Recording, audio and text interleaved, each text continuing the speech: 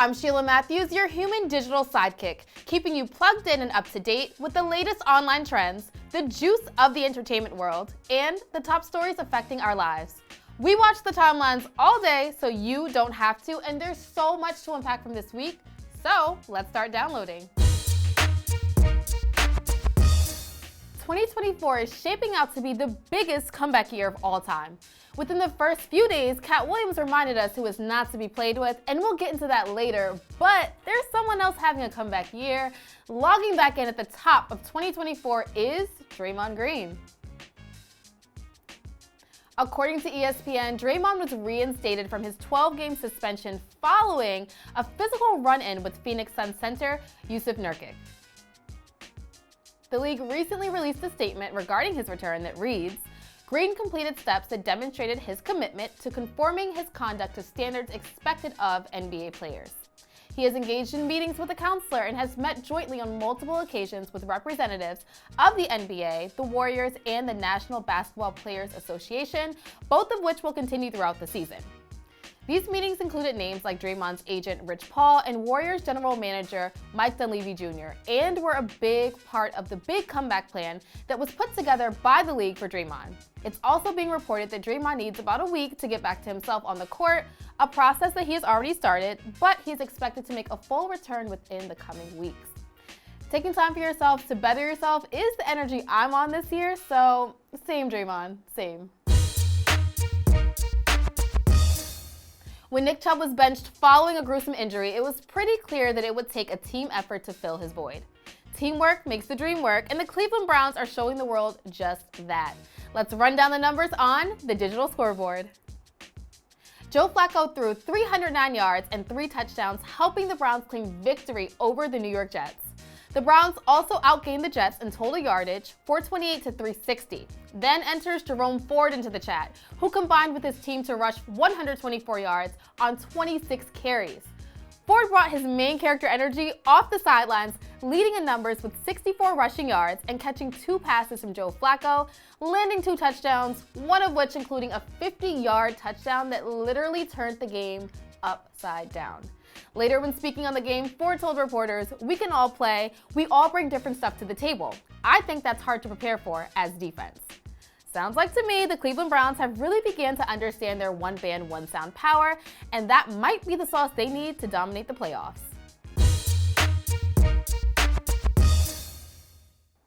It's the time we've all been waiting for. Spamming all of our screens to set the tone for the year is comedy legend Katt Williams, following an interview he did with Shannon Sharpe on his Club Shay Shay show. By now, most of you guys are probably asking what led up to the second ball drop of the year, aka Katt Williams' sit down with Shannon Sharpe. Previous interviews, including the one that Sharpe did with Ricky Smiley, was all the fuel that Williams needed. In this interview, Ricky Smiley claimed that he was actually supposed to play the infamous Money Mike role in Friday. So in case you were wondering why Katt Williams came out of the house dressed like a pimp named Fendi, that's a big part of the reason. Now, this over 2-hour-long interview is a lot to take in, but we have logged in and broken down the funniest and biggest takeaways from the sit-down for you. So, let's get to it. First up, let's just say Katt has a very different memory of Ricky Smiley and his involvement in the Friday movie. This man told you he had Katt Williams' role. He was gonna be Money Mike. Wait. And Katt Williams was gonna be the Santa Claus. Now let's 3 quick points. 3 quick. You mean in Hollywood they cast a 5'5" black Santa Claus that weigh 145 pounds? That's your story. Your story is the Ricky Smiley that couldn't even do curse words because he had a Christian fan base. He was gonna play the pimp. Why you didn't ask him why has he played a woman in more movies than he's played a man? Mr. Friday Movie himself, Ice Cube, spoke out on Katt's behalf, letting us know Katt had a lot of truth in what he said, although Ice Cube made it clear he could not vouch for everything. Katt was 100 on a few things. Most of what he was saying, a couple things, I just want to clarify. When we bring in new, comedian, we do have them try out for different roles. So Ricky did give Money Mike a shot. But when we saw him and, we kind of saw how he moved and how he was auditioning, we decided that he would be a better, Santa Claus, which was, to me, the perfect casting. When we saw Mike, damn, I call him Money Mike. When we saw Katt, when I saw him, I just knew that he was perfect for Money Mike.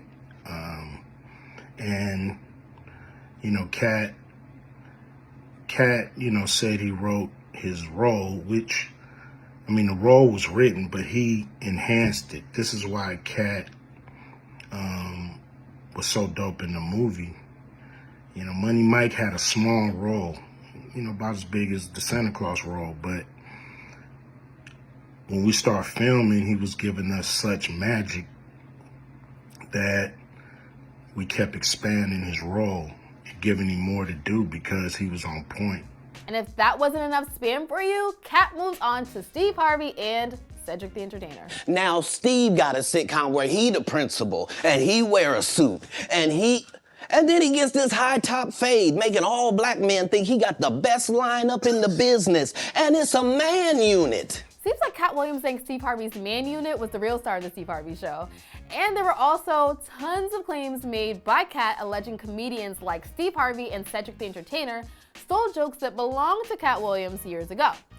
I don't think Katt Williams will ever forgive Cedric the Entertainer or Steve Harvey for the alleged joke stealing, and we as a people might just have to accept it. 1998, I'm doing this joke, it's on Comic View. Cedric comes to the Comedy Store. He watches me in the audience. He comes backstage. He tells me what a great job I did and how much he loves the joke. 2 years later, he's doing that as his last joke on the Kings of Comedy. And he's doing it verbatim. He's just changed my car into a spaceship. A Katt Williams tell-all was not on my bingo card for 2024, but it's here and the streams are streaming.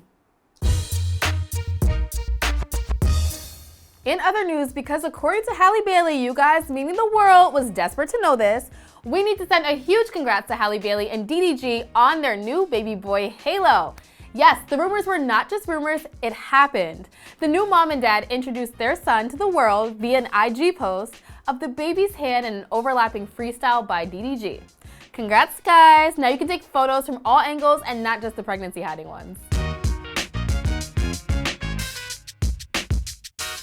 But switching gears, because it's about that time, there's a new candidate this week who we suggest just logs off expeditiously, and that unlucky person is Aaron Rodgers. The New York Jets quarterback was appearing with Pat McAfee on the Pat McAfee Show recently when the conversation somehow shifted to what has had social media in a frenzy for some time now, the Epstein list. So if you're not familiar, this list is allegedly made up of high-profile associates of Jeffrey Epstein who are now being mixed into the gruesome claims of various assaults and more conducted by Epstein.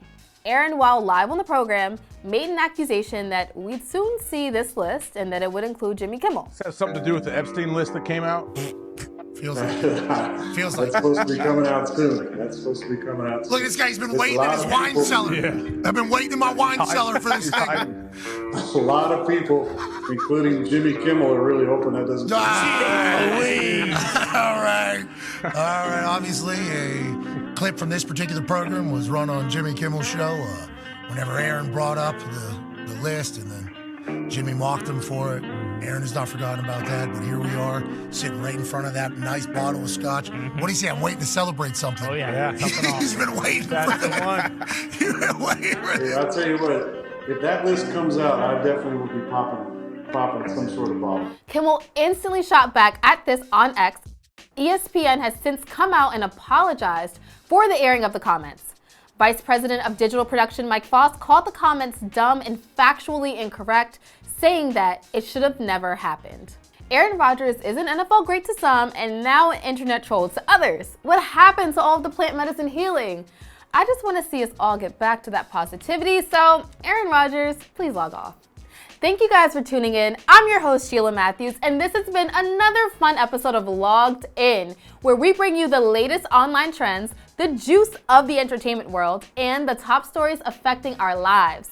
Listen, I hope you are enjoying the show as much as we enjoy bringing it to you. Be sure to subscribe and turn on your post notifications so you never miss a chance to log in with us. We'll see you next week, same time, same location, same downloading of your timeline. Log out.